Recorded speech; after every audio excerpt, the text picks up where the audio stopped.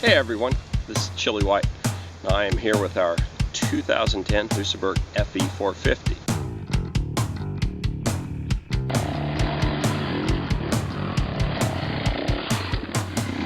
If you followed along with this before, you know we've ridden a couple of these. When this bike was introduced in 2009, it was a pretty radical concept, with being the very first fuel injection enduro bike, along with its radically inclined 70-degree cylinder.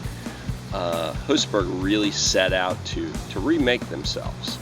All of these new generation bikes, I felt that the suspension was just a little bit out of balance. They ride just a little bit high in the rear, and while they are fantastic turning bikes, they struggle a little bit in open terrain situations. The front end rides low, and they just felt like they needed a little work. So our goal with this bike was to do some mild suspension work and then take it to one of the really fantastic races, and that is the 2-day AMA ISDE qualifier in Idaho City. With our suspension, what we did was we just went up one spring rate in the front to 4/6 springs for the forks. To compensate just a little bit for those heavier springs, we backed the preload out to 0. In the rear, we actually put a spacer in the shock to reduce the travel and lower the ride height just fractionally. And then we also went up one spring right there to a 7/6 rear spring. Once we got the clickers dialed in, it felt really good. One click here, one click there can actually really make the difference.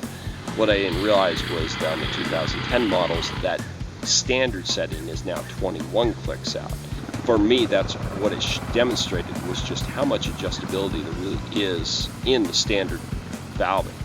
And we played around with some exhaust system choices, and what we ended up with was running this Husaberg header. And it runs the resonator canister. This canister really does a lot to cut down the sound. When we mated the Husaberg header to the FMFQ silencer, we came up with a really nice package. 2 different races, this thing wouldn't blow more than about 92 decibels at the sound test. So the bike is whisper quiet, and yet revs just a little bit better than the stock setup does. So when we got this thing to Idaho City, I could tell right away it was going to be a really nice package. The fuel injection, once you have a fuel injected bike, you just wonder how you ever got along without it. We rode this bike from sea level clear up to about 7,500 feet and never once had a cough or sputter out of the bike. It's smooth. It adds a little versatility to the motor because I believe that the fuel injection actually pulls stronger from down low than most carbureted bikes do. And what it means is that you shift less frequently. The power band of the motor itself is quite a bit wider. Some of the highlights of this bike are that it just tracks extremely well. Just point it where you want to go, and it goes with very little effort. Riding in rutted areas, it's never trying to climb out of the ruts, it just does exactly what it's told.